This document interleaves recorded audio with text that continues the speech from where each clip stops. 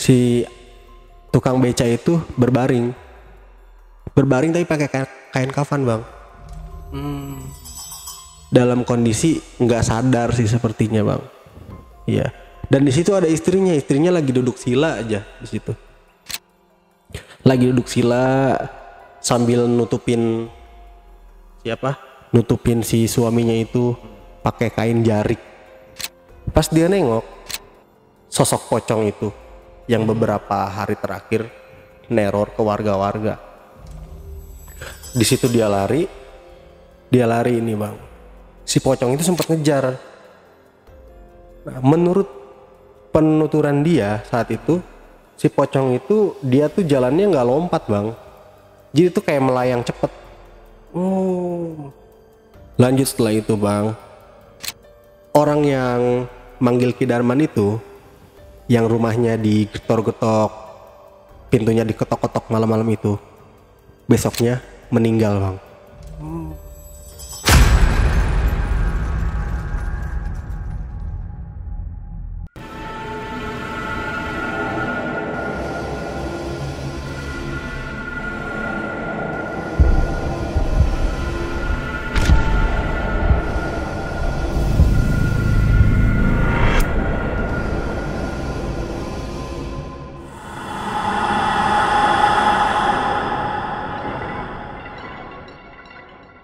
Assalamualaikum warahmatullahi wabarakatuh. Ketemu lagi dengan saya, Ale Jejak Backpacker. Tentunya dalam obrolan misteri Jejak Backpacker kali ini, kembali saya menghadirkan seorang narasumber yang pernah mengalami kejadian mistis. Seperti apa kisahnya? Langsung aja kita sapa narasumbernya. Assalamualaikum. Waalaikumsalam. Bang Dadang ya, Bang Dadang. Oke. Bang Dadang, terima kasih atas kehadirannya di studio Jejak Backpacker. Kalau boleh tahu Bang Dadang dari mana? Saya dari salah satu kota di Jawa Barat. Oh, oke. Ya. Sesuai dengan namanya ya. Iya. Namanya Dadang, Sunda pisan. Oke, Bang Dadang. Jadi Bang Dadang ini katanya punya pengalaman mistis. Nah, itu seperti apa nih Bang Dadang yang mau Bang Dadang ceritain ini nanti? Boleh di spill sedikit aja dulu kisi-kisinya. Jadi saya mau menceritakan soal pesugihan pocong bang. Dan si pocongnya itu keliling kampung. Oh, aduh serem banget. Oke, disimpan dulu kalau gitu ceritanya Bang Dadang. Kita lanjut setelah ini ya. Siap. Tapi sebelum Bang Dadang menceritakan pengalaman mistisnya lebih lanjut lagi, saksikan setelah OMG yang satu ini. Kopi Liong Bulan, nuansa legendaris di mana keunikan rasa dan aroma mengalir dari setiap biji kopi pilihan. Keistimewaan yang dipersembahkan bagi mereka yang menghargai cita rasa terbaik.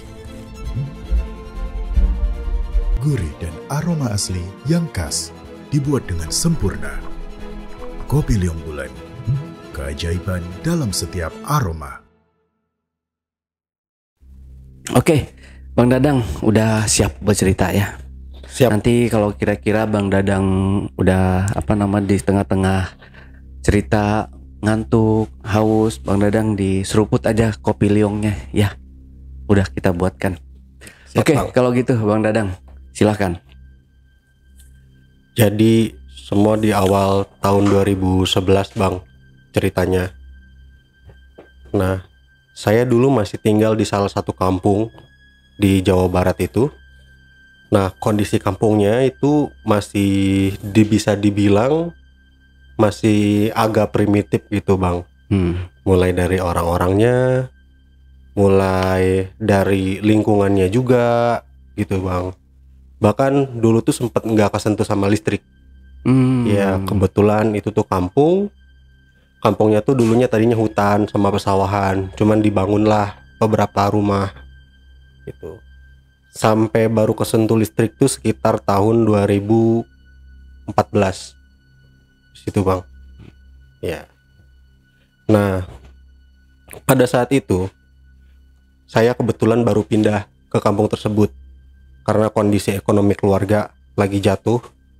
Ya, jadi kebetulan si kampung itu tuh tanah garapan bang, tanah milik negara lah, karena posisinya juga di pinggiran hutan, dekat kawasan industri. Ya. Ya, saat itu waktu saya pindah ke situ nggak ada keanehan apa-apa, selain nggak adanya listrik, selain masyarakatnya yang masih ramah, gitu, pemandangan yang asri, gitu. Masih banyak hewan-hewan yang bisa dibilang hewan buas istilahnya. Heeh. Sama hal klinik pun ada bang di situ. Iya. Okay. Jadi waktu itu saya masih kelas 3 SMP bang, ceritanya. Ya. Karena di saat itu saya masih remaja dan saya istilahnya masih berapi-api lah, gitu. Saya gampang kenal sama orang, gampang berbaur. Tanpa waktu lama pun saya udah dapat teman di situ, orang situnya juga. Ya udah kita berteman tuh. Sampai di suatu waktu dengarlah saya ada kabar ada warga uangnya hilang. Gitu bang. Saat warga itu uangnya hilang, tapi hilangnya tuh enggak semua.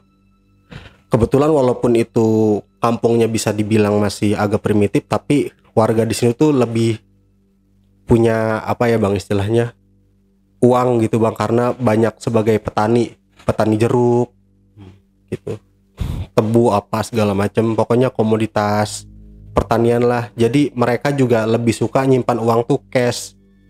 Ketika dapat uang dari tengkulak atau bandar sayur istilahnya gitu, bandar tanaman, itu biasanya mereka nerimanya cash bang. Jadi karena mereka nerimanya cash, jadi uang tuh mereka simpan di bawah kasur istilahnya, di bawah lemari, termasuk orang tua saya juga.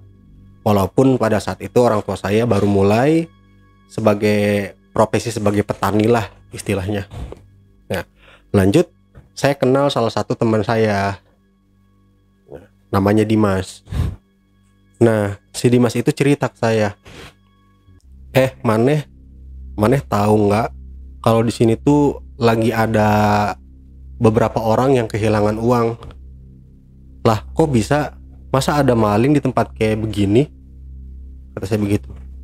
Sebelumnya sih aman-aman aja. Kok aneh ya?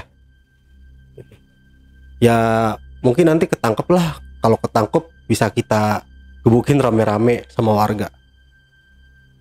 Terus sampai saat itu tibalah bang, ada bapak-bapak datang. Bapak-bapak, seingat saya tuh namanya Mang Ukus. Iya. Jadi dia tuh seperti kalau di tempat perkampungan biasa di kota tuh kayak RT gitu bang. Ya, karena beliau tuh orang yang pertama kali bermukim di situ, bikin pemukiman di situ. Ya. Pada saat dia datang, dia mau melakukan penyuluhan ke warga, mau dipasang ini nih tower buat telekomunikasi gitu bang. Ya udahlah, warga pada setuju dan akhirnya dimulailah pembangunan tower tersebut. Sama warga dijanjikan mau disediakan fasilitas genset untuk listrik. Oke. Nah, pada saat itu udah mulai terbangun. Tiba-tiba kejadian warga yang kehilangan uang itu ada lagi, Bang. Iya. Dan sekarang nominalnya tuh enggak selembar 2 lembar, tapi hampir 1 gepok kayak gitu. Ya, dengan nominal yang lumayan 100 atau 50 atau 20 ribuan. Di situ warga mulai resah dong. Nah setelah itu ada kabar lagi, salah satu warga yang baru ngejual hasil panennya ke tengkulak atau ke bandar. Nah, dia lihat ada salah satu penampakan bang. Penampakannya tuh bener-bener jelas pocong bang. Okay. Nah, jadi si pocong itu tuh kenapa dia sering menampakkan diri, kita juga belum tahu asal mulanya apa. Nah, kita ceritain di sini. Jadi si pocong itu dia sering menampakkan diri di rumah-rumah yang warganya tuh kehilangan uang. Misal nih contohnya tetangga saya itu Pak Pak A lah, bisa dibilang salah satu Pak A. Nah si Pak A itu kehilangan uang. Nah si Pak B juga kehilangan uang. Nah nanti si pocong tuh malam-malam tuh pasti ada di situ, ada di orang yang kehilangan uang itu bang. Oh. Di situ. Nah lanjut, warga juga ketakutan dan belum notice juga, belum ngeh gitu istilahnya bang, belum ngeh itu kok kebetulan banget sih ada pocong di kampung kita ini, terus ditambah sama warga yang uangnya hilang juga, ada apa nih gitu bang. Nah setelah ditelusuri lagi lebih dalam gitu, nah kita menaruh kecurigaan ke salah satu warga lah intinya bang. Si warga itu tuh dia tadinya cuman maaf ya, bukan ada maksud buat merendahkan suatu profesi saya mah gitu. Jadi si warga itu tuh, salah satu warga itu dia tuh profesi sebagai tukang beca, tukang angkut barang hasil panen, hasil sayur gitu. Nah dia tuh tiba-tiba ekonominya melejit bang, melejit naik banget, melejit naik. Nah sedangkan ketika pertama kali pindah ke situ pun kita tahu kondisi ekonominya seperti apa gitu. Bahkan dia juga sama istrinya sama beberapa anaknya itu, anaknya banyak kebetulan bang.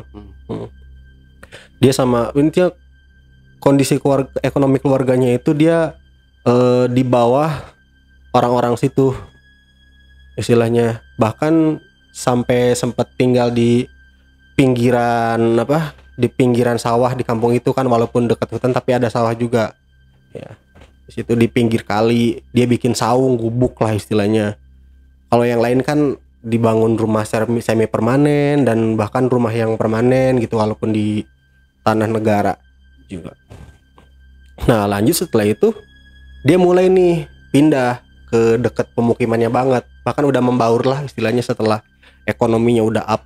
Walaupun rumahnya itu bawahnya tuh bata, atasnya tuh bambu bilik gitu. Tapi menurut kita itu ekonominya udah melejit karena apa? Dia bisa beli motor baru. Ya. Dia bisa beli mobil. Bayangin bang, istilahnya kita tinggal di tengah di pinggiran hutan itu. Ya intinya orang-orang yang di kota istilahnya gagal lah, tapi dia udah bisa secepat itu melejitnya ekonominya.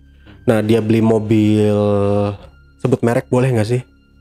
Ya mobil lah. Ya mobil lah intinya ya.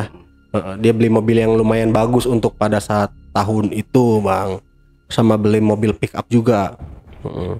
Nggak lama dia juga minjemin duit nih bang ke para petani di situ buat beli pupuk, intinya buat modal lah gitu. Tapi kita sendiri bener-bener kayak tercengang gitu, soalnya yang kita tahu background dia di kampungnya juga, kampung aslinya dia bilang dia tuh bukan siapa-siapa, dia tuh intinya bener-bener orang nggak punya lah gitu.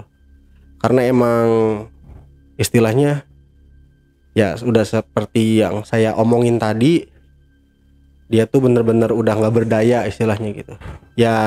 Wallahu alam bang. Nah lanjut setelah itu, setelah kita udah mulai punya pikiran-pikiran mengarah ke sana, tertutuplah sama kebaikan beliau. Beliau sering ngasih sembako itu ke warga-warga sekitar, sembako bahkan uang itu ke warga-warga, tapi tanpa ada alasan yang jelas gitu. Alasannya kalau ditanya mau berbagi aja gitu istilahnya. Oke. Nah setelah itu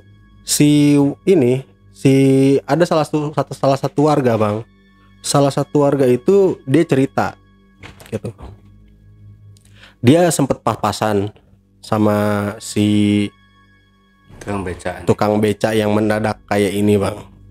Nah, pas-pasan ditanya, mau kemana pak, badai kemana? Oh, saya habis dari pasar. Nah, si orang ini bang, si warga ini, dia lihat si bapak tukang beca itu di belanjaannya dia tuh beli bunga-bungaan, iya, beli dupa, beli kendi. Jadi makin nambah kecurigaan. Iya, nambah kecurigaan. Bahkan di situ juga dia lihat dia beli kain putih bang, kain kafan. Nah, yang kita bikin curiga kan biasanya orang buat nyiapin kain kafan tuh untuk umur tertentu lah. Yeah. Sedangkan si bapak tukang beca ini umurnya juga nggak tua-tua banget sih bang. Itu ada mungkin sekitar umur 48-an kalau untuk saat itu. Kalau dilihat-lihat juga masih seger lah intinya. Biasanya kan kalau orang mempersiapkan kain kafan itu biasanya umur 60 ke atas gitu kan, ada gitu. Nah, di situ pas ditanya habis dari mana, balik kemana gitu. Habis dari pasar. Tuh. Oh, ya udah. Nah, dilihat dari barang belanjaannya itu udah bikin warga itu curiga gitu. Nah, ceritalah ke kita bang soal itu. Ah, masa sih? Iya, bener katanya. Siapa tahu dia pelaku pesugihan. Nah, tapi kan kita belum nemu bukti apa-apa bang. Kita kan belum nemu bukti apa-apa. Nanti kalau kita ujuk-ujuk tiba-tiba nyerbu ke rumahnya karena cuman dari keterangan orang itu, kan jatuhnya nanti fitnah bang. Ya kan? Lanjut setelah itu ada nih salah satu warga bang. Salah satu warga situ meninggal. Nah, yang bikin anehnya itu dia meninggal tiba-tiba banget. Kemarinnya dia habis sholat isya di masjid tuh masjid gitu. Dia habis sholat isya. Nah, sekitar jam 3 pagi dia dikabarkan meninggal. Ya, gitu. Nggak diumumin di toa masjid karena kalau malam tuh di kampung saya yang dulu, di kampung tersebut itu listrik mati bang, padam. Jadi cuman bisa buat lampu doang, itu pun pakai genset. Itu bukan genset maksudnya. Apa yang pakai matahari itu bang, itu kan bisa buat dia lampu sama charger HP aja ya. Di situ jadi Pak RT tuh keliling ya, dia keliling ngasih tahu gedor-gedor rumah warga biar bisa menguruskan pemakaman situ ya. Nah, pada saat itu yang bukan korban istilahnya, orang yang meninggal pertama itu, nah saya pribadi nggak lihat bang sebenarnya kondisinya, cuman dengar dari cerita salah satu warga lagi pas ngeronda itu. Jadi si orang yang meninggal itu dia ada dalam keadaan, maaf ya bang ya, jadi kepalanya itu di lehernya itu kayak ada bekas gigitan gitu bang. Ya. Dan dari leher ke atas berubah jadi hitam bang, lebih ke membiru gitu, kayak ada darah beku gitu.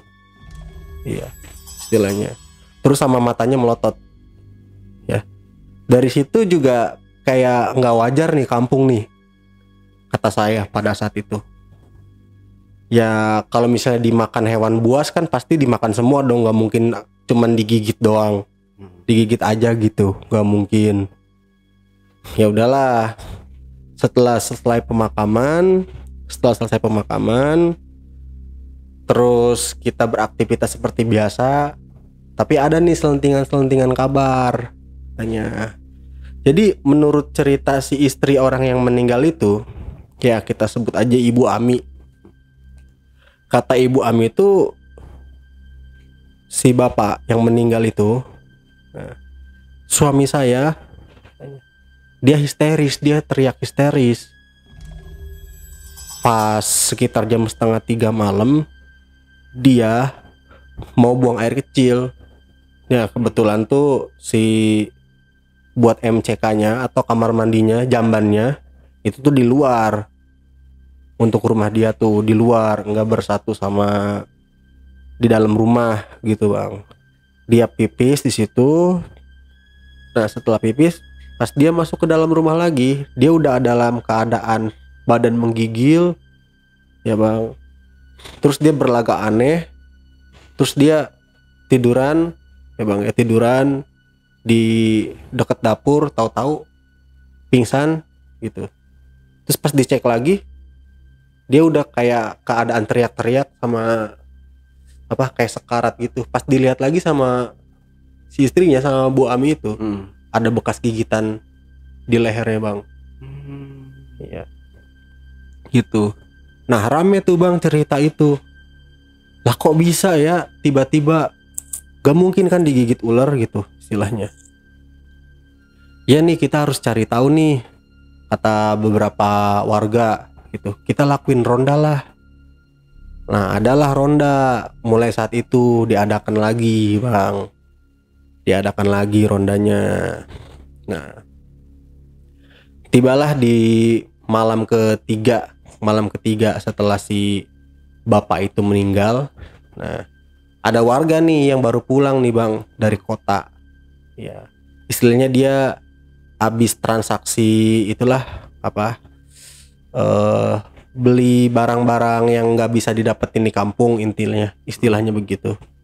Nah setelah pulang dia ngelewatin jalan setapak bang. Jalan setapak yang di dekat sawah, yang di dekat bekas rumah si bapak tukang beca itu. Nah awalnya tuh nggak ada apa-apa sebenarnya, nggak ada apa-apa. Cuma pas di situ dia ngerasa ketakutan katanya. Tumben amat nih. Kan biasanya udah terbiasa tuh warga sama keadaan jalan setapak yang gelap. Tapi di situ tumben banget bang.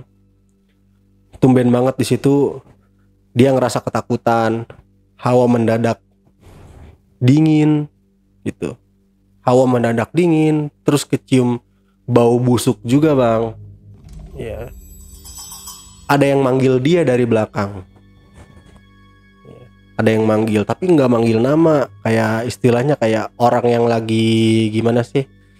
Lagi mau menggeram gitu. Gitu bang. Pas dia nengok sosok pocong itu yang beberapa hari terakhir neror ke warga-warga. Di situ dia lari ini bang. Si pocong itu sempat ngejar.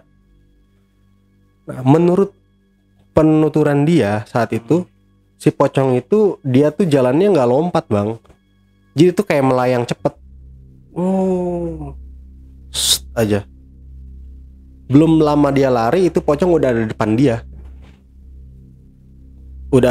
dia. Bener-bener udah tatapan muka. Nah, jadi si pocong itu setelah udah ada di depan dia, nah si bapak yang pulang dari kota ini dia langsung pingsan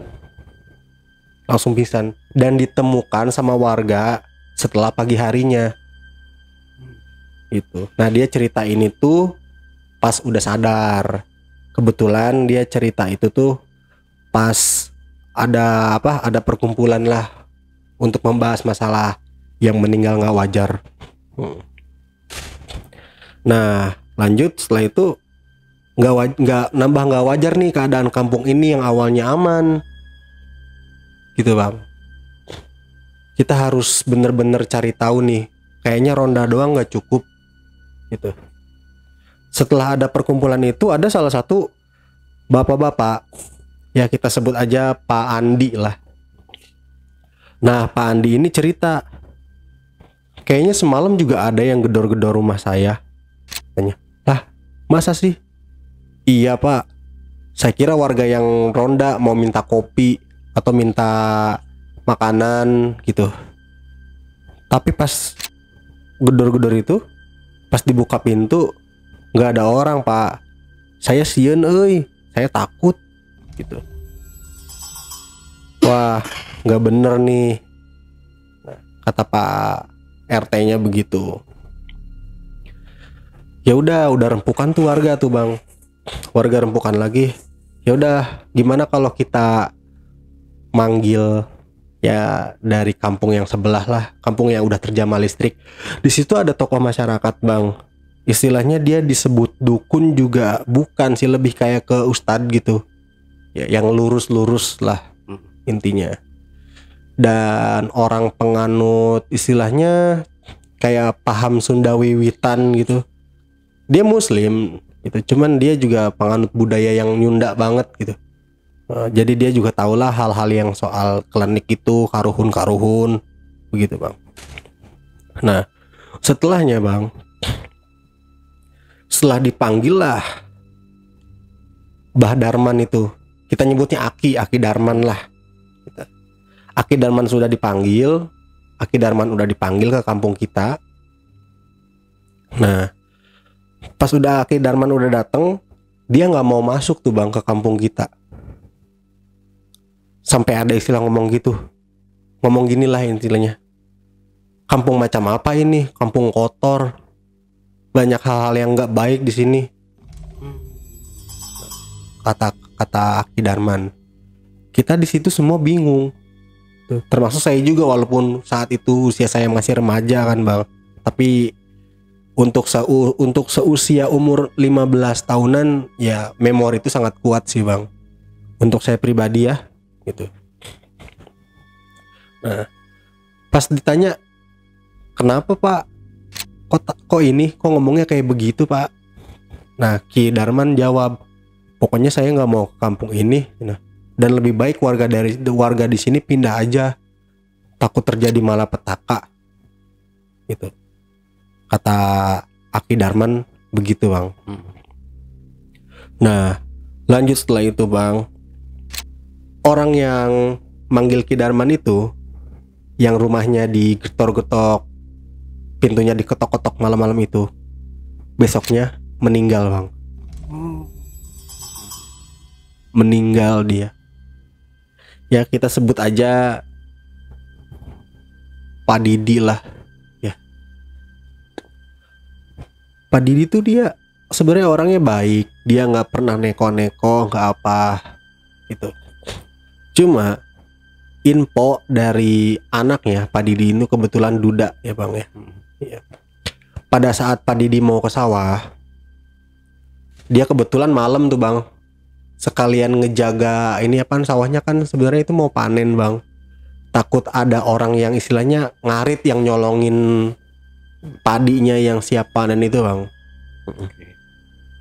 Nah dia di situ pas lagi jalan bang, jalan ke arah sawah, dia nemu uang bang, dan dia cerita itu ke anaknya. Ceritanya beginilah istilahnya, anaknya kan udah dewasa juga ya, ada mungkin seumuran 21 tahunan. Menurut penutur anak begini, bapak menang duit ya, menang manggih di jalan, istilahnya bapak dapat uang nih, boleh nemu di jalan, istilahnya gitu. Pak, itu hak orang, katanya gitu. Nggak apa-apa, orang nemu ini paling orang nggak sengaja, begitu bang istilahnya. Setelah diambil uangnya, kebetulan si bapak itu ke warung beli kopi, gorengan apa segala macem, dan uangnya itu sekitar 50.000 bang. Ya, padahal udah diperingatkan sama anaknya, nggak boleh dijajanin uangnya itu, gitu, karena itu bukan milik kita. Kalau bisa ya udah dimasukin ke keropak masjid aja, ke keropak musola istilahnya gitu. Jangan kita makan, kalau duit boleh nemu itu. Nah, tapi si bapaknya ngeyel, dijajan ke warung. Nah, pulang dari warung itu bang, dia kayak ada gejala-gejala kayak keracunan sebelum meninggal itu. Tapi anehnya di sini, ya setelah dia megang-megang leher, gitu, kayak gejala orang keracunan gimana sih bang? Kayak keracunan, istilahnya benar-benar keracunan. Terus dia megang-megang leher, nah meregang nyawa lah di situ saat itu juga. Iya, pulang dari sawah. pulang dari sawah dia. Meninggal di situ. Nah, dia meninggal di dekat saungnya malah bang. Dekat saung sawahnya itu. Dia bahkan bawa belanjaan yang dari warung tersebut. Udah pas posisi udah minum kopi, udah sama makan gorengan sama segala macam, habis ngebelanjain uang itulah istilahnya. Dia meregang nyawa di situ. Karena dari mulutnya dia juga keluar busa. Nah, tapi kondisinya sama bang. Kepalanya tuh hitam, matanya melotot, cuman nggak ada bekas gigitan. Kalau di dia, ya nggak kayak yang pertama. Nah, setelah itu bang, kumpullah lagi warga kumpul tuh di situ, kumpul lagi pas habis selesai takjiah, gitu.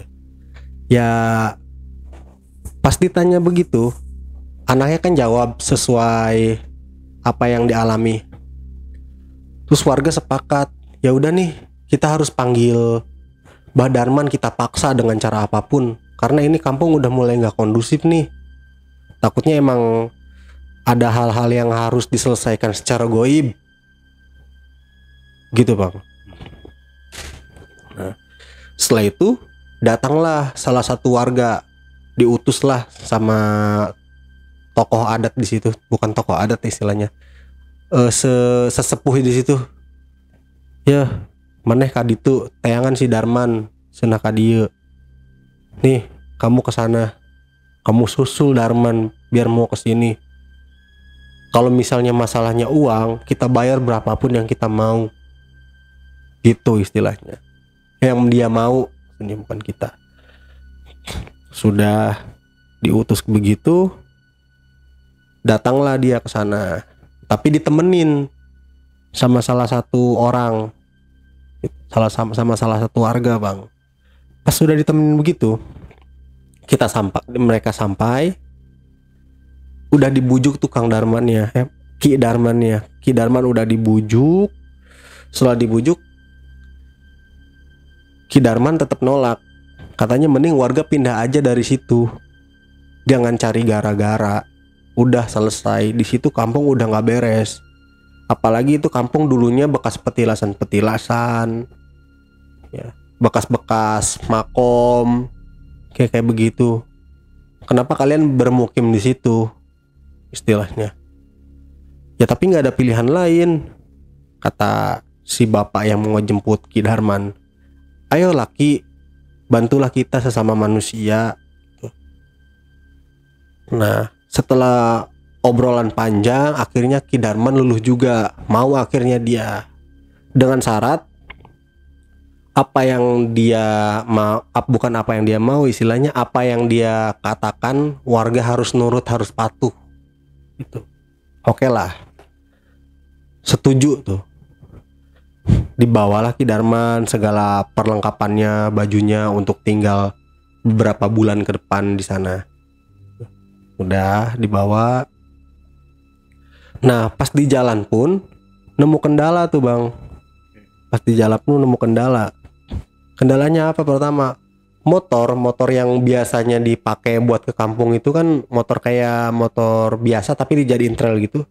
Tiba-tiba mogok bang di dekat hutannya itu. Mogok di situ. Nah, pada saat itu kan kebetulan malam-malam tuh bang, sekitar jam 9 malaman. Mogok, tiba-tiba mati. Posisi motor yang mogok tuh motor yang bawa Ki Darman. Nah, Ki Darman tuh nengok kiri kanan ke arah pepohonan. Nah, tiba-tiba bang, di situ angin riuh kenceng banget bang. Iya, tapi nggak ada hujan. Nah saat itu nih bang, ada suara yang kayak menggema gitu. Istilahnya kalau kita translate, kita terjemahkan, pergi kamu, menggema suaranya begitu. Bukan Ki Darman dong yang dengar, tapi orang yang bawa motor itu juga. Nah setelah itu Ki Darman baca-baca doa lah istilahnya. suara itu hilang dan motor bisa nyala lagi. Ya, lanjutlah perjalanannya. Lanjut. Nah, pas udah sampai, kebetulan Ki Darman tinggal di Pak Kadus, kepala dusunnya tinggal. Ceritalah Pak Kadus di situ soal kampung kita ini. Cerita soal keadaan kampung kita. Nah, gimana Ki? Apa solusinya? Gitu. Terus Ki Darman cuma jawab begini, ya udah, kalian fokus aja ibadah, serahkan semuanya sama Gusti, sama Allah. Gitu. Mudah-mudahan gak ada kejadian ini lagi. Saya juga mau bermukim di sini. Karena dari dulu juga saya udah biasa di sini sebelum ada kampung ini juga. Gitu. Oh iya Ki, segala perlengkapan yang Aki butuhin pasti kita sediakan di sini. Baik, kata Aki gitu. Kita tinggal tunggu aja ada apa sebenarnya. Lanjut nih Bang. Beberapa hari kemudian ada tuh warga yang meninggal lagi. Tapi kali ini 2 orang Bang langsung. 2 orang yang meninggal itu. Kan biasanya satu-satu tuh, satu. Nah, ini 2 langsung. Bahkan suami istri Bang. Suami istri. Iya. Dan dengan dalam kondisi yang sama seperti korban ke-1, korban kedua. Nah, dan si suami istri itu dia meninggalnya di rumah. Di rumahnya sendiri dia meninggal. Nah, dan pada saat ditemukan meninggal, kali ini ada gigitan Bang. Tapi di pihak suaminya aja, di leher suaminya Bang. Ada gigitan di lehernya. Dan yang si istrinya enggak. Nah, si suami ditemukan meninggal di kasur, si istrinya meninggal di dekat kamar mandi. Kepalanya hitam, lehernya kayak ada gigitan. Nah, dan untuk si istrinya itu matanya melotot, si suaminya enggak, dia merem. Nah, setelah itu warga jadi heboh lagi. Wah, kok nggak ada tindakan apa-apa ya? Gimana nih Dus? Pada ngedesak ngedesak kepala dusun semua. Ya kita harus gimana lagi? Nah. Terus warga udah naruh curiga nih. Bener-bener udah mateng banget. Kita harus gerbek si tukang beca itu. Kita curiga nih sama dia. Loh, kenapa bisa curiga? Kata Kadus itu, kita belum punya bukti kuat. Ceritalah si bapak itu, si salah satu orang yang ketemu si tukang beca itu, yang ketemu dari pasar yang bawa ini, ceritalah di situ ke semua warga. Jadi gini Dus, katanya. Beberapa waktu lalu saya pribadi lihat si tukang beca itu dia bawa alat-alat apa gitu. Masa harus saya jelasin Dus kayak begitu? Dia bawa tikar pandan, dia beli tikar pandan itu yang buat orang meninggal Bang. Ya, dia bawa tikar pandan, dia bawa ini kain putih, kembang-kembangan, terus air mawar, kendi, sama dupa, sama kemenyan, semua dia bawa di situ. Sedangkan keluarga dia nggak ada yang meninggal, dia kan nggak mungkin nih Dus nyediain itu buat orang lain. Ya. Walaupun kita tahu banyak nih warga kita akhir-akhir ini yang meninggal nggak wajar. Gitu. Wah, kita harus selidiki dulu, kita nggak bisa jadiin acuan kalau soal itu. Ya terserah Kadus aja deh, kata warga yang lihat itu. Nah, di luar pertemuan itu ada beberapa warga yang berkumpul nih Bang. Warga berkumpul dan dia sepakat buat nemuin Ki Darman, langsung menceritakan ini. Nah, datanglah beberapa warga ke Ki Darman langsung. Ki, katanya, ada saksi nih Ki yang nyaksiin bahwa salah satu warga yang kita curigain ngelakuin pesugihan itu dia bawa alat-alat intinya yang merujuk ke kematian nih Ki. Gitu. Curiga gua Ki, apalagi ada juga nih warga-warga yang ditampakin sosok pocong Ki. Terus Aki jawab kayak begini, iya, saya juga udah mikir begitu kok. Saya udah tahu apa masalah kalian sebenarnya. Cuman saya juga harus nunggu aba-aba dari kepala dusun dulu gitu. Gimana? Ya udah nggak usah lah, kita gerak aja. Geraklah warga itu. Warga gerak sama si kepala dusun, sama si Kang Aki Darman, iya Aki Darman, tanpa sepengetahuan Pak Kadus, Pak Kepala Dusun. Ya udah, tibalah saatnya. Warga udah ada yang bawa obor, bawa senter emergency itu, ya terus ada yang bawa ini juga bang, ada yang bawa alat pemukul bahkan. Emang agak barbar sih bang sebenarnya. Ya tapi gimana namanya orang ini kan orang desa, apalagi yang terbelakangnya gitu. Udah nih. Nah, pada saat itu bang, gong banget di situ. So, kebetulan gue ikut juga di rombongan itu karena kita penasaran, walaupun udah dilarang bang, udah dilarang sama orang tua. Ya, tapi kita ngeyel. Gue sama teman gue Dimas, sama teman gue Andri bang. Situ kita udah janjian nih, yuk kita ikut rombongan aja. Itu sekitar ada 30-an orang bang, udah bapak-bapak, ada yang udah agak sepuh juga, ada kita yang remaja-remaja gitu. Nah kebetulan temen gue Andri, dia nyeletuk begini, gue takut gue jadi korban selanjutnya nanti. Takut apa sih? Nah, ya udah, toh rame-rame. Ya udah deh, gue ngikut. Nah, Dimas juga sebenarnya sempet jiper tuh mentalnya karena dia lebih takut ke bapaknya sih, takut diomelin kalau ketahuan. Ya udah, ayo. Nah, lanjut, kita ngabring semua ke situ. Kita ngelewatin jalan setapak, terus ke jalan yang agak berbukit gitu sampai ke rumahnya dia, karena dia walaupun rumahnya udah pindah dari yang di pinggir sungai itu, sepinggir kali, dia pindahnya tuh ke deket pemukiman warga, cuma dia misah sendiri gitu bang. Bahkan kalau mau sampai ke rumahnya aja kita harus lewat kebun bambu dulu, kebun bambu sama tempat pemakaman umum yang ada di situ. Ya, pemakaman umumnya belum rame sih, cuma ada beberapa, termasuk sama warga-warga yang meninggal nggak wajar di situ.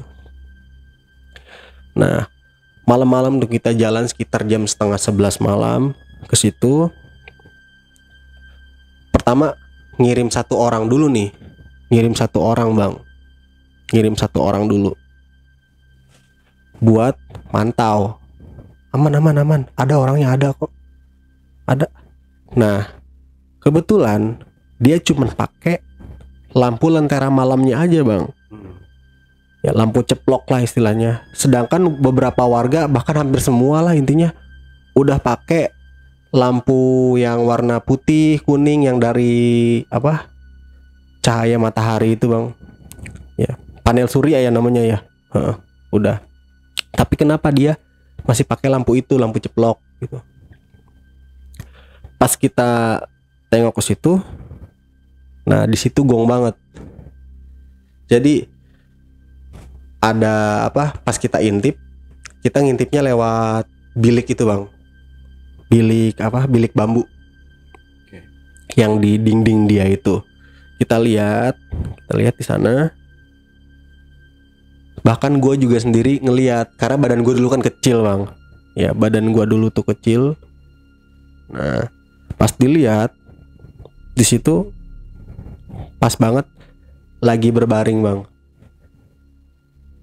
si tukang beca itu berbaring tapi pakai kain kafan bang. Dalam kondisi nggak sadar sih sepertinya bang. Iya.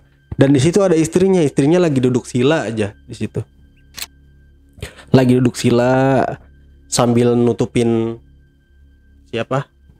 si suaminya itu pakai kain jarik.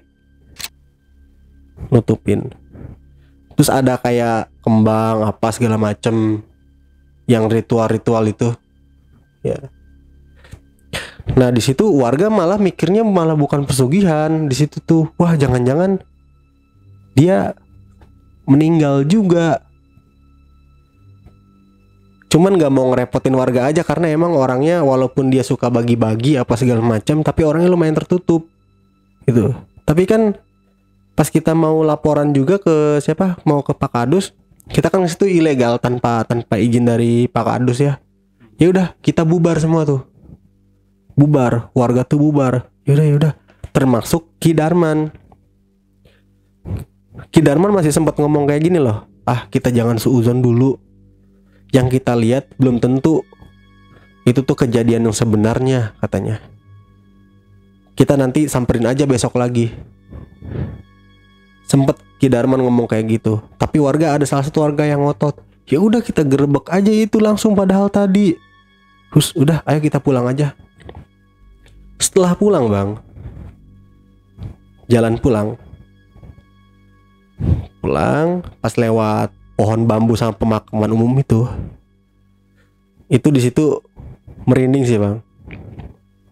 Kita semua orang-orang yang ada di situ ditunjukin sama sosok penampakan pocong, dan kali ini jumlahnya nggak 1 tapi ada 4 semua. Lagi berdiri aja di makamnya masing-masing, ada 4. Dan pocongnya mukanya hitam semua. Pocongnya mukanya hitam. Dan itu bahkan si pocongnya itu udah langsung pas mungkin udah ngeh ya, ada kita ngelihat ke arah si pocong itu. Kita semua hampir ngelihat pocongnya itu nggak ngejar, tapi langsung kayak ngilang gitu aja. Nggak ngejar, nggak kayak yang cerita dari si bapak yang pulang dari beli ini loh, beli keperluan.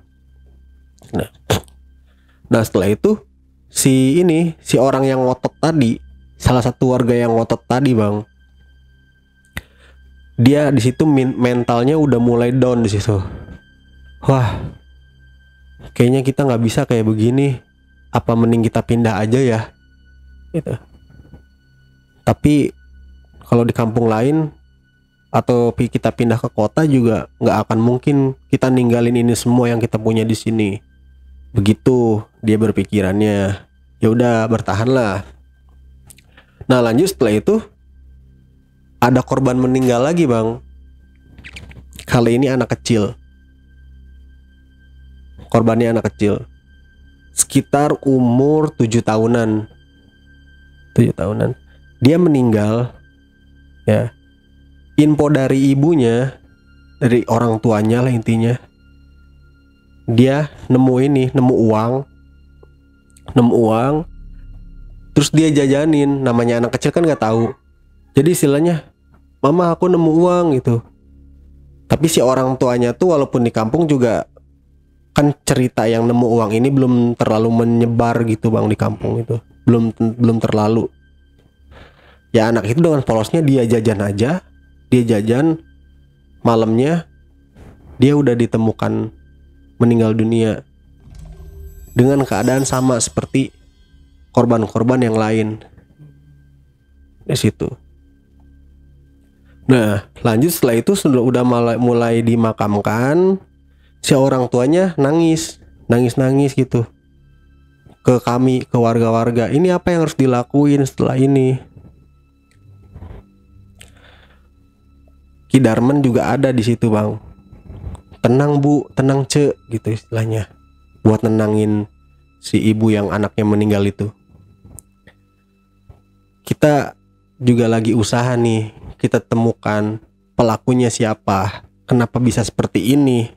Gitu. Padahal sebelumnya kan kita udah jelas bang, udah nemuin lah istilahnya cluenya di situ, kita udah jelas kan si tukang beca itu. Nah lanjut bang, setelah itu si Ki Darman nyaranin ke kita, gimana besok kan kebetulan malam Jumat nih ya, malam Jumat ada nih salah satu amalan yang harus saya selesaikan, katanya. Tapi kalian para warga jangan ikut semua, jangan sampai rame kayak kemarin. Biar saya sama beberapa orang yang saya pilih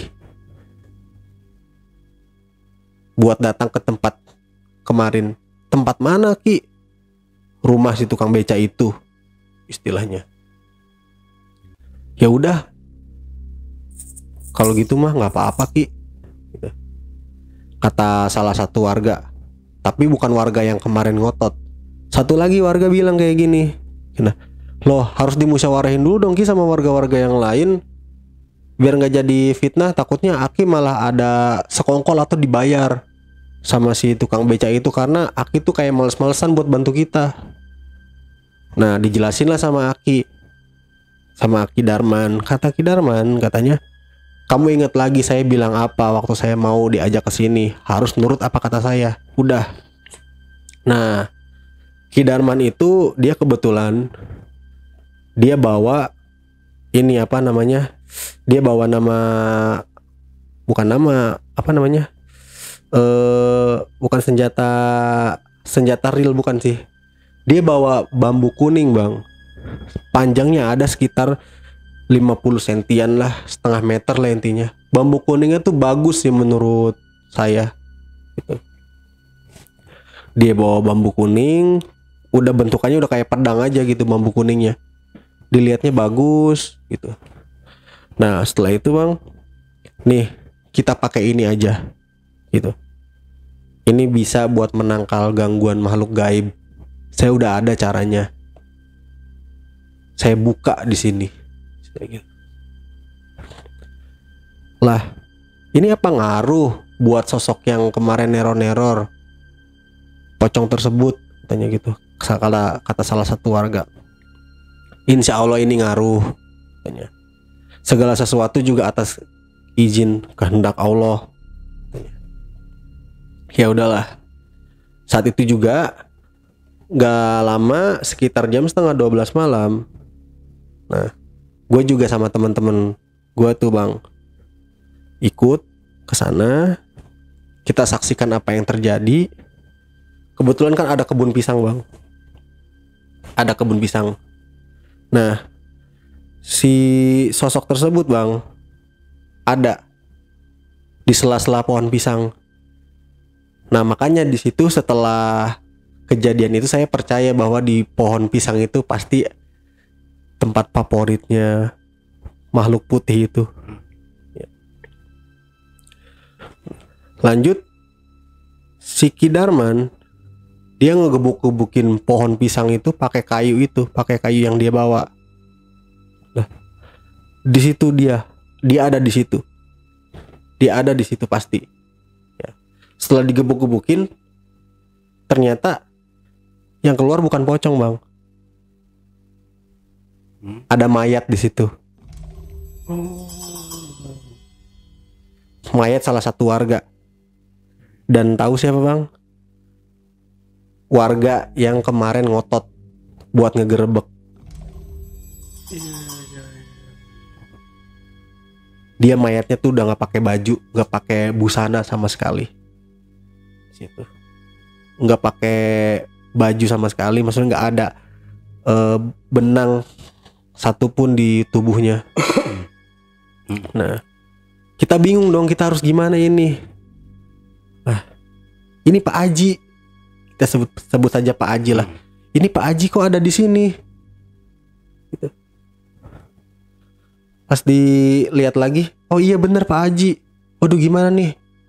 Ki ini gimana, Ki? Gitu, lihat. Ini lihat nih. Kondisinya udah sama kayak korban-korban kemarin. Nah, Pak Haji itu kebetulan berarti jadi korban yang ke-6. Pas setelah itu, udahlah kita bawa ke istrinya, ke rumahnya. Itu. Saat Pak Haji udah diserahkan ke istrinya itu, istrinya cuma nangis histeris di situ. Nangis histeris, nggak tahu lagi apa yang terjadi, gitu. Setelah Pak Haji dimakamkan, nah warga semakin panas di situ, Bang. Tiba-tiba, Bang, besoknya, ya tengah hari bolong nih, Bang, jam 1 siang, di tempat pembangunan tower itu bang, itu pocong lagi berdiri aja di atas tower yang setengah jadi. Saya lihat sendiri di situ sama beberapa warga yang lain. Bahkan dulu sempat divideoin pocongnya. Walaupun masih pakai kamera amatir lah, sempat beredar lah itu istilahnya foto videonya. Nah lanjut setelah itu warga udah pada kumpul, sosoknya hilang gitu aja. Nah malamnya teror mulai terjadi lagi lebih kencang bang, teror itu. Nah jadi si pocong itu dia udah makin intens nih ada di rumah warga. Bahkan bukan ngegedor doang, tapi dia ada di genteng. Iya, di atas atap warga gitu. Dan beberapa warga sering lihat gitu. Nah, ada warga yang rumahnya didatangin pocong itu, Bang. Ya, didatangin pocong itu. Jadi warga itu lari, Bang. Warga itu lari ke rumah Ki Darman. Pas saat Ki Darman lagi persiapan buat ada acara, Ki Darman tuh mau pulang ke kampungnya sebenarnya. Pada saat itu juga Ki Darman dipaksa lagi, ayo Ki ikut, ada bukti sekarang gitu. Pas datang ini Ki Darman sama beberapa warga lagi, pocong itu masih ada di atas rumah warga bang. Dia sekarang melandang tangin si pocong itu. Iya. Dia berdiri di situ dan nggak lari kemana-mana. Dari saat itu terjadilah kayak istilahnya berantem secara gaib gitu. Ki Darman di situ pakai bambu yang dia bawa, ya istilahnya dia tombakin ke atas, dia pukul itu si pocong. Si pocong itu tetap ada, dia diem di situ bang, dia diem, terus dia terbang. Terbangnya langsung kayak dari satu atap ke atap yang lain bang. Ya dia ngehindar intinya dari Ki Darman. Nah di situ cuman Ki Darman doang yang bisa ngelihat dan dia lari Ki Darman kayak lagi ngejar maling aja bang.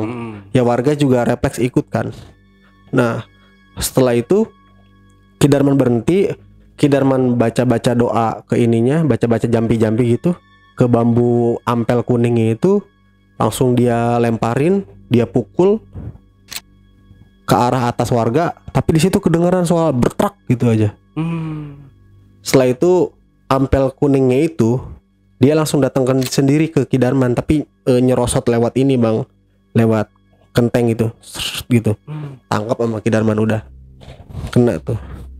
Nah setelah itu Ki Darman ngusap lagi, dilihat ada darah warna hitam gitu bang di situ, kayak noda darah tapi warna hitam di kayu ampelnya itu. Udah dia bersihin, dia seka, dia bersihin di situ. Lanjut Ki Darman ada omongan seperti ini, katanya, kita lihat besok. Kalau ada warga, salah satu warga di kampung ini yang besok jalannya pincang, sudah dipastikan dia pelakunya. Terus beberapa warga ngomong, kan kita udah tahu pelakunya siapa gitu, si tukang beca itu pasti gitu. Kita lihat aja besok, pasti ketahuan. Udah tuh bang. Nah besoknya bang, ada salah satu warga yang kebetulan dia diantar sama kerabatnya, tapi bukan warga situ karena kita kenal, ya kan. Dan jalannya bener-bener pincang di situ. Jalannya bener-bener pincang di situ. Nah, terus kita info lah ke Ki Darman. Gitu. Ki, itu ada warga jalannya pincang. Gitu. Wah, udah ketemu ya? Iya, udah Ki, ada. Kita tinggal tunggu aja. Begitu. Nah, plot twistnya yang udah kita anggap orang pesugihan itu, si tukang beca itu, Ternyata bukan si tukang beca yang pingsan, yang pincang. Oh. Bukan, Bang. Dan orang yang pincang itu ternyata Pak Kadus. Oh iya. Pak Kadus dia jalannya pincang, Bang. Padahal dia nggak lagi dari mana-mana. Dan kebetulan pada saat warga ngejar pocong itu sama Ki Darman, Pak Kadus kan nggak ikut.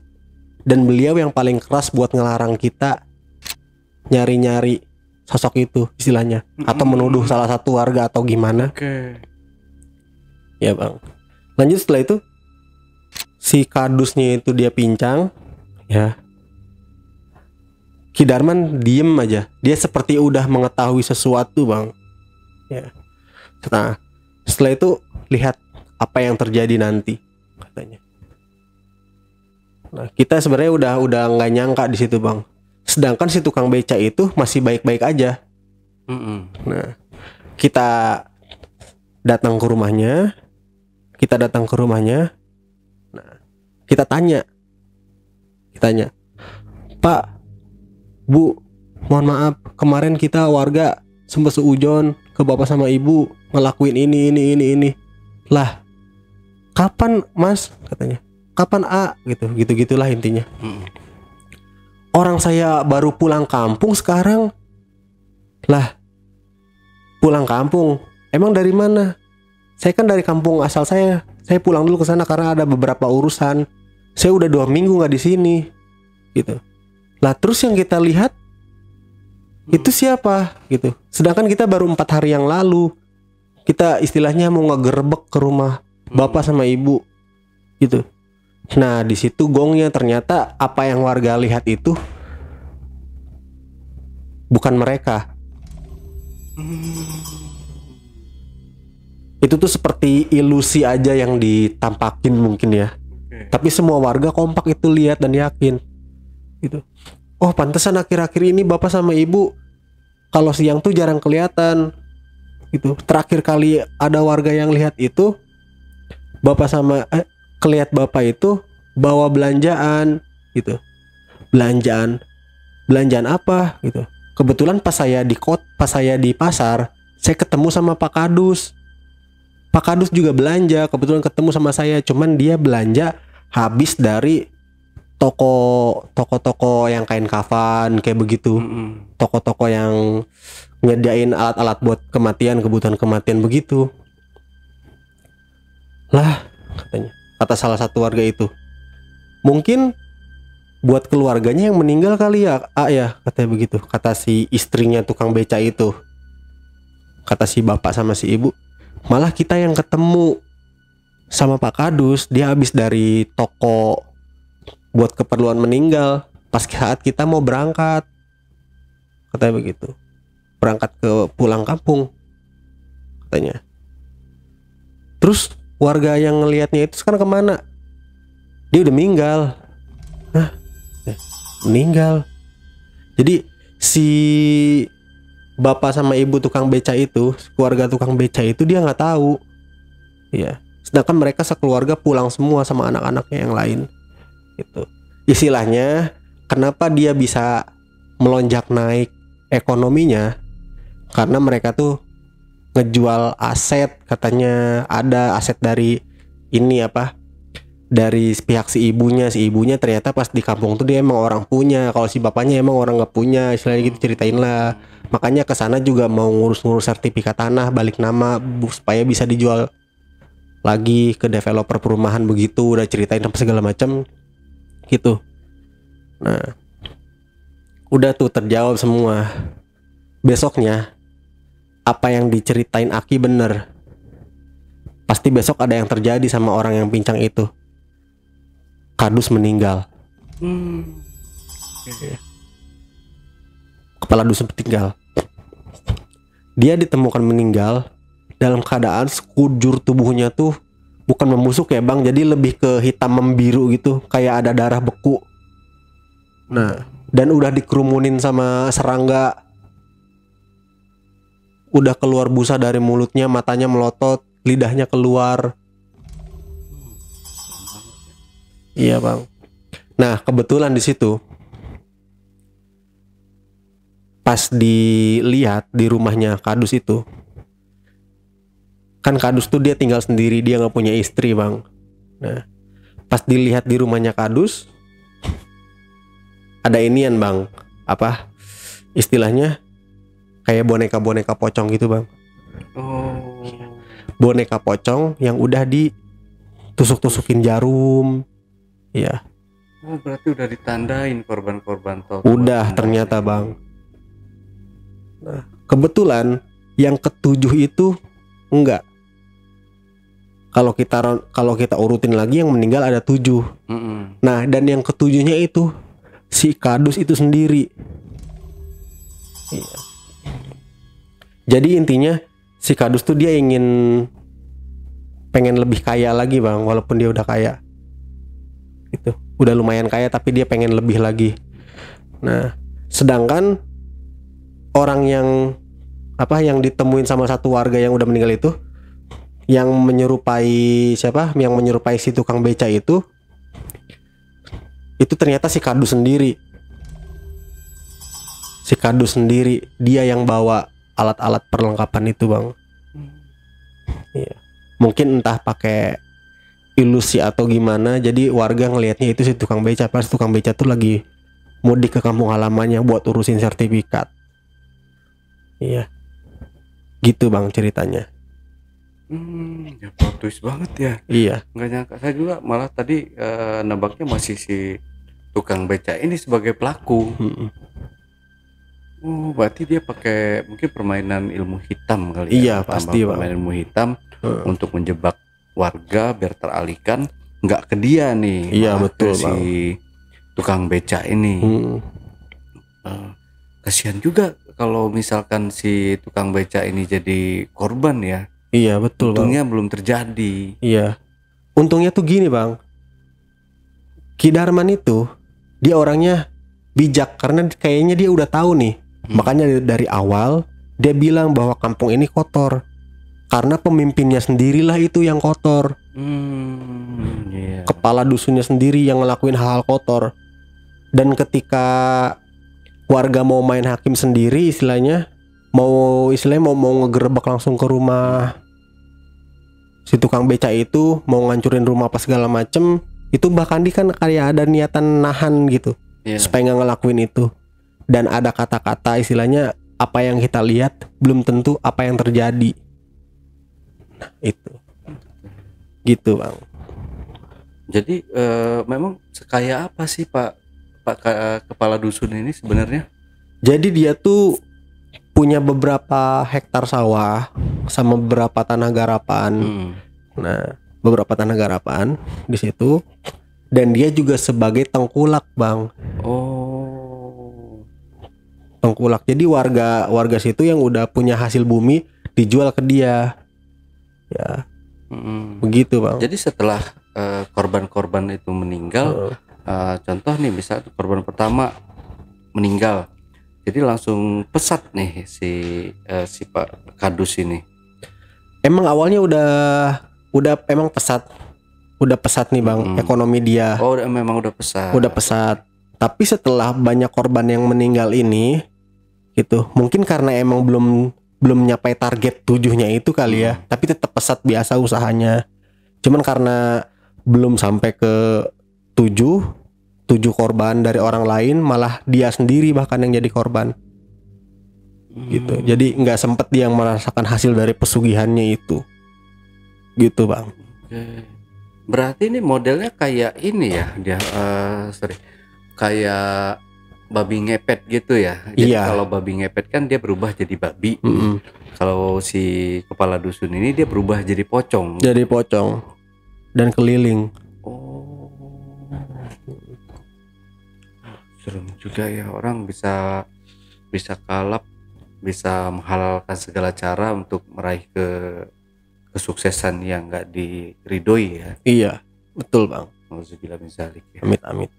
Tapi untungnya kalau mungkin zaman sekarang tuh ya mudah-mudahan nggak ada lagi ya. Tapi kalau kita dengar di cerita-cerita, memang nggak zaman dulu, nggak zaman sekarang, memang masih banyak orang-orang yang melakukan hal-hal kayak gitu. Iya, pasti Bang. Oke, Bang Dadang, Iya, mungkin ini jadikan pelajaran untuk kita semua ya, agar bisa menerima rezeki kita apa adanya gitu, jangan serakah ya. Iya, betul. Karena keserakahan, karena ketamakan kita bisa menghalalkan segala cara untuk mencari kesuksesan gitu. Iya. Ya itu jangan ya. Terakhir Bang Dadang, ada yang perlu disampaikan lagi, mungkin pesan-pesannya ke penonton di rumah, silahkan. Pesan dari saya, intinya kita pertama, hidup jangan serakah. Hiduplah sesuai porsi kita. Itu. Dan jangan jadi orang yang licik, mengorbankan orang lain demi tujuan pribadi. Itu aja sih Bang. Oke, Bang Dadang, terima kasih buat waktunya. Oke, JPKers, itulah tadi obrolan misteri jejak backpacker bersama narasumber kita, Bang Dadang. Jangan lupa untuk selalu support channel YouTube Jejak Backpacker dan channel YouTube Ale Jejak Backpacker. Buat teman-teman juga yang punya pengalaman menarik dan ingin bercerita langsung di studio Jejak Backpacker, teman-teman dapat menghubungi admin melalui nomor WhatsApp di 0858 47683 atau di 0852 1234 5683. Dan buat teman-teman juga yang punya pengalaman menarik tetapi malu untuk menceritakan pengalamannya di studio Jejak Backpacker, teman-teman bisa mengirimkan cerita menarik kalian melalui email di admin@jejakbackpacker.id. Wassalamualaikum warahmatullahi wabarakatuh. Oke, Bang Dadang, terima kasih buat ceritanya ya. Tapi Bang Dadang jangan melakukan pesugihan ya. Insya Allah saya mantu, saya enggak. Jangan sampai ya Bang ya. Oke, Bang Dadang, terima kasih. Sampai jumpa.